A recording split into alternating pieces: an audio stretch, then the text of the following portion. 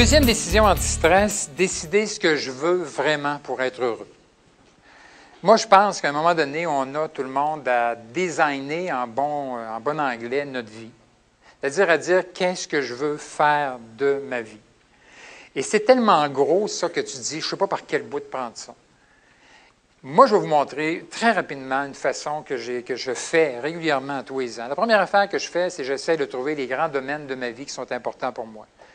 J'en ai mis quelques-uns, c'est à peu près ceux qu'on va retrouver chez tout le monde. Tout le monde va dire ma santé physique, c'est important. Ma santé psychique, la gestion de mes émotions, si vous êtes là, c'est parce que c'est une dimension importante. Mon couple, ma famille, ma santé financière, je ne sais pas pourquoi j'ai mis celle-là, c'est pas important pour personne, mais en tout cas, je l'ai mis. Mon travail, mes amis, bon, on a toutes des catégories comme ça. Moi, j'en ai 8 ou 9. J'ai mis la créativité, j'ai mis le jeu, j'ai mis mes enfants à part du couple, etc.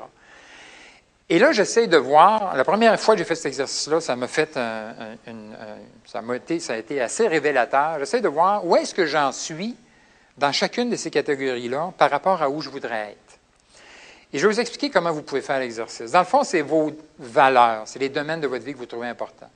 Et vous imaginez qu'au centre, c'est 0 %, et vous essayez d'imaginer, OK, dans le travail, par rapport à ce que je rêve, ce que je veux qui m'arrive, où est-ce que j'en suis actuellement, aujourd'hui, le 2 mai?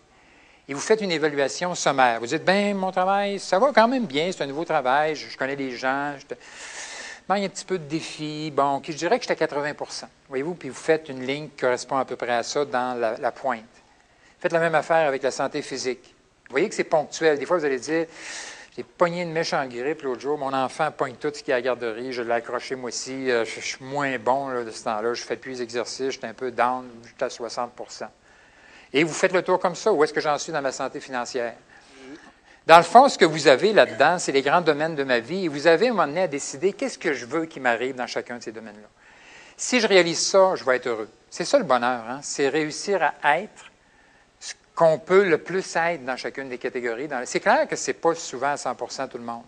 Mais vous allez trouver ponctuellement une roue qui des fois ressemble plus à un frein à disque que d'autres choses, mais qui montre un peu l'équilibre que vous avez dans votre vie.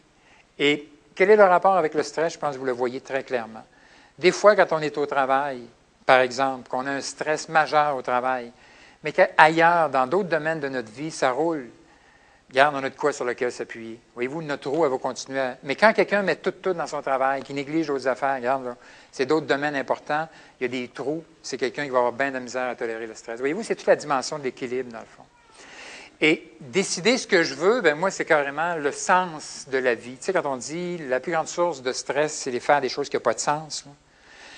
Moi, je pense que le sens, vous avez une façon de le donner. C'est essayer de prendre chacune des catégories puis d'essayer de dire quel est le sens que je veux donner à ma vie dans mon travail? À la limite, tout ça, c'est quoi la mission que je me donne sur Terre? Ça a l'air un peu curé de dire ça, mais je vais vous dire bien honnêtement, le jour où tu trouves, où tu te donnes une mission, c'est toi qui te donnes, dans le fond. Mais à quelque part, tu peux toujours évaluer toutes les affaires qui arrivent par rapport à ce sens-là. C'est-à-dire que tu dis, il arrive telle affaire, il arrive telle chose au travail, il arrive telle opportunité, vous l'évaluez par rapport au sens que vous voulez donner à votre vie, et tout de suite, ça vient vous dire dans votre tête, oui, ça va dans le sens, non, ça ne va pas dans le sens. Si je fais quelque chose qui ne va pas dans le sens, il y a une grande source de stress qui est là. Et ça vous aide même à gérer votre temps. C'est pas quelque chose sur lequel je peux m'étirer longtemps, là, mais c'est quelque chose qui est fondamental. Les sens que je veux donner à ma vie. Qui a l'impression qu'il y a une mission sur Terre, juste pour le fun, de savoir s'il y a des missionnaires? Levez dans la main ceux qui ont... OK. Ah, ben je ne suis pas tout seul. On est 3. Alors, il y a une quinzaine. Il y en a-tu ceux qui ont levé la main? Est-ce que vous savez c'est quoi la mission que vous avez? Levez dans la main ceux qui disent, oui, j'en ai une, puis je sais c'est quoi. Alors, voyez-vous, ces gens-là, là, ils ont un instrument absolument extraordinaire pour être capable de mesurer les choses qui nous arrivent. Mais des fois, tu dis, regarde, je ne commencerai pas à regarder ma mission, je ne suis pas un missionnaire. C'est une question de croyance, hein, de dire qu'on en a une ou pas. Mais vous avez quand même là peut-être une façon de donner des directions. Vers où je vais aller dans les différents domaines pour être heureux. Ça, je pense, c'est une décision importante. Pas une affaire facile à faire. Ça ne se fait pas en 5 minutes. Moi, je fais ça dans le temps des fêtes parce que j'ai du temps, puis je prends une couple de journées devant moi où je ne suis pas trop dérangé. Si j'ai la chance d'aller faire ça, c'est le bord d'une plage, je vais le faire. Ça ne m'est jamais arrivé encore. En tout cas, j'espère que... Mais tu sais, il faut que tu sois dégagé un peu, puis là, tu rêves, tu sors les sens de ta vie, puis après ça, tu te mets en marche, carrément. Troisième décision, ça revient à ça. C'est décider, après ça, de mettre du temps dans les choses qui m'importent vraiment. Si moi, je ne le fais pas, il n'y a personne qui va le faire. Si moi, je ne décide pas de mettre du temps dans les choses qui sont vraiment importantes pour moi, c'est-à-dire mes catégories à moi, mes rêves à moi, il n'y a personne qui va le faire. Et qu'est-ce qui va se passer? C'est que je vais être toujours en réaction aux demandes des autres. Vous savez que dans les demandes que les gens nous font, on est souvent en mode urgence. Hein? Souvent, regardez au travail aujourd'hui comment on est en mode urgence. Il y a une demande tout de suite, c'est go, on est en action. Il y a on carbure beaucoup à l'adrénaline de l'urgence, trouvez-vous, dans les milieux de travail? C'est ça presse, ça presse, ça presse. Ça presse-tu tant que ça? Mais quand je ne sais pas vraiment ce que moi je veux, vers où je veux aller, très souvent, pouf, on est en mode réactif. Pas juste là, au travail, ailleurs, vous êtes à la maison, vous avez décidé de passer une soirée avec vous-même. Ça arrive, là, des fois, que tu as le goût de ça. Il y en a qui vont dire, regarde, c'est à tous les soirs. Des fois, j'aime ça passer ça avec quelqu'un d'autre. Mais mettons, tu sais, tu dis, c'est à soir, je passe du temps avec moi. Mais à un moment donné, de téléphone, tu vas répondre pareil. Tu sais, tout de suite, on est en mode réactif. Non, mais d'un coup, c'est important. Regarde, allez voir un répondeur, Caroline. Vous voyez, on est souvent en mode réactif.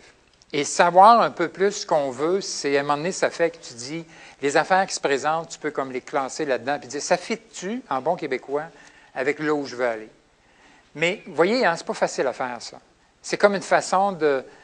C'est designer sa vie, hein, puis dire... moi, ce qui m'aide, en tout cas, je vais vous dire bien honnêtement, c'est la phrase suivante. Le jour où je serai sur mon lit de mort, je veux tellement pas me dire « j'aurais dû ». Je veux tellement pas me dire ça. Et ça m'aide à réfléchir des fois, puis à me donner une go pour dire « Regarde, Marc, fais-les les choix que tu veux vraiment faire. » Puis j'ai eu la chance, entre guillemets, d'avoir deux de mes frères qui sont décédés assez jeunes. Un à 45 ans, puis l'autre à 60 ans. J'ai dit 60 ans, il était vieux, tabarnouche. Non, il n'était pas vieux. Mais moi, j'ai eu la chance de les voir mourir. Entre autres, un qui est mort en disant « Et maudit, j'aurais donc aimé ça, pouvoir faire tel voyage. Et maudit, j'aurais donc aimé ça, ta. » En voyant quelque part, je me dis, moi, j'ai pas le goût. C'est probablement qu'on a tous un peu des regrets quand on meurt. Là. Mais à quelque part, il faut comme se dire, garde, là, je pars là en disant, je m'en vais vers où je veux aller.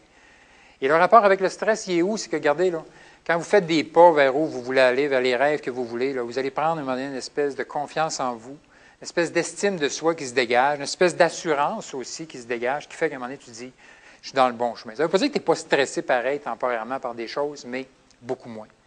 Et c'est quelque chose qui se construit, un pas à la fois.